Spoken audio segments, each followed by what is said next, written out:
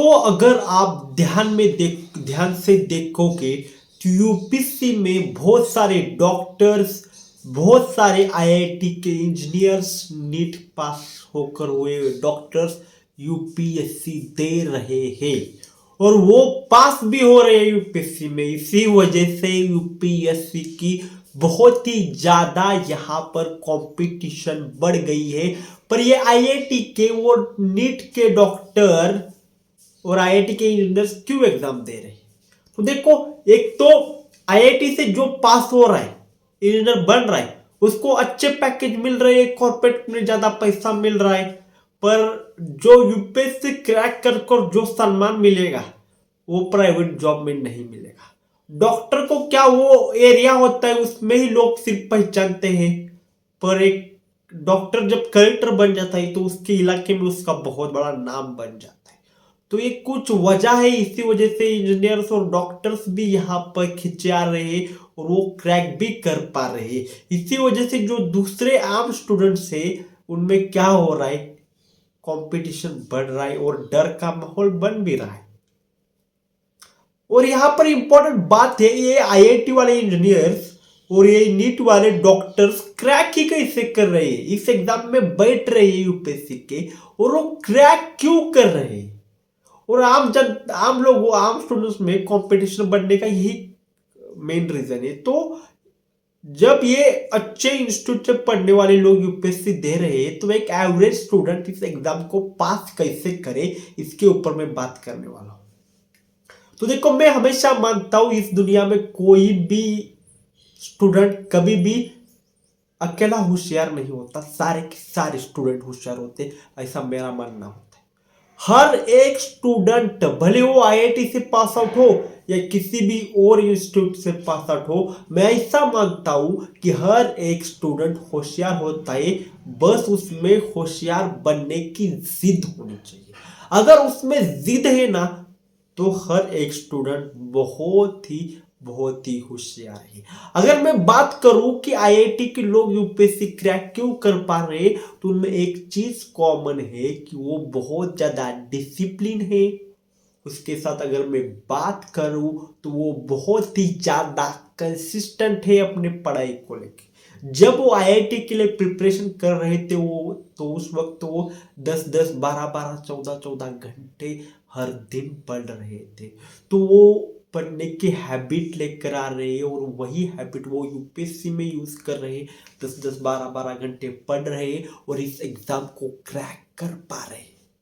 क्या बोला मैंने, वो इस एग्जाम को क्रैक कर पा रहे हैं। डॉक्टर्स भी लोग वैसे ही है, नीट वाले बहुत ज्यादा पढ़ाई कर आते हैं नीट के लिए और वही हैबिट लेकर वो यूपीएससी में आते हैं और यूपीएससी के प्रिपरेशन के वक्त वो 10-10, 12-12 घंटे पढ़ते हैं और यूपीएससी को क्रैक कर देते हैं। तो कोई आम स्टूडेंट्स है जिनके मन में भीति आ रही है, डर आ रहे है कि ये बड़े इंस्टीट्यूट के बच्चे आ रहे हैं तो हम इस यूपीएससी को क्रैक कैसे करें, तो पहले चीज याद रख, हर कोई होशियार है, हर कोई टैलेंटेड है।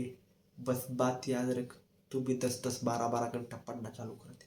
उनसे ज्यादा पढ़, 14 घंटे पढ़, 16 घंटे पढ़, अपने आप को मत पीछे रख, तू भी इस एग्जाम को क्रैक कर पाएगा। मुझे वो लाइन याद आ रही है, पर वो किसकी लाइन है वो मेरे को याद नहीं आ रही। अगर टैलेंटेड बंदा कोई है पर वो हार्ड वर्क नहीं करेगा, वो कभी जीत नहीं पाएगा। पर अगर एक बंदे में टैलेंट नहीं है पर वो हार्ड वर्क करेगा ना, तो वो टैलेंट को बीट कर जीत जाएगा। क्या बोला मैंने, अगर टैलेंटेड बच्चा हार्ड वर्क नहीं करेगा तो वो हार जाएगा। पर एक बच्चा दूसरा है जिसमें टैलेंट नहीं है पर वो हार्ड वर्क कर रहा है, तो वो जीत जाएगा। तो यही बता रहा हूं, भले आप लोग अच्छे इंस्टीट्यूट से पढ़े नहीं है, पर अगर आप में जिद है 12, 14, 16 घंटे पढ़ने की ना, तो ये आईआईटी मतलब कोई बड़ा तोप नहीं होता। ये आईआईटी वाले में जाकर भी ना दूसरी कंपनियां में काम ही करते हैं, माइक्रोसॉफ्ट में वगैरह। देखो, माइक्रोसॉफ्ट गूगल में भरे पड़ी है। ओके, माइक्रोसॉफ्ट की शुरुआत बिल गेट्स जी ने की थी, वो खुद कॉलेज ड्रॉप आउट है। बस एक बात याद रखना, बिल गेट्स बचपन में उस कंप्यूटर के अंदर घुसे रहते थे प्रोग्रामिंग करने के लिए। तो तू अगर किसी छोटे इंस्टीट्यूट से पढ़ा इंजीनियर हुआ है तो तो याद रख, क्या तेरे में दम है क्या 15-15 16-16 घंटे पढ़ने का? अगर दम है ना तभी यूपीएससी दे। ये जो आईआईटी वाली एप्पल में जाकर पढ़ते हैं ना, वहां पर स्टीव जॉब्स जी ना कॉलेज ड्रॉप आउट है। स्टीव वॉजनिक के इंजीनियर थे, समझागा? ये जो गूगल तैयार किया है लैरी पेज और सर्जी बैन ने, अभी पीएचडी के स्टूडेंट्स थे तब उन्होंने किया है। ओके, समझ रहा है क्या मैं क्या बोल रहा हूँ? जो बड़ी बड़ी कंपनियां अगर आप तुम देख रहे हो, ये जो तैयार कर रहे हो लोग, वो कॉलेज डिग्री की वजह से तैयार नहीं कर पा रहे। कुछ लोग ऐसे भी आईआईटी के जिन्होंने अच्छी अच्छी कंपनी भी तैयार की है।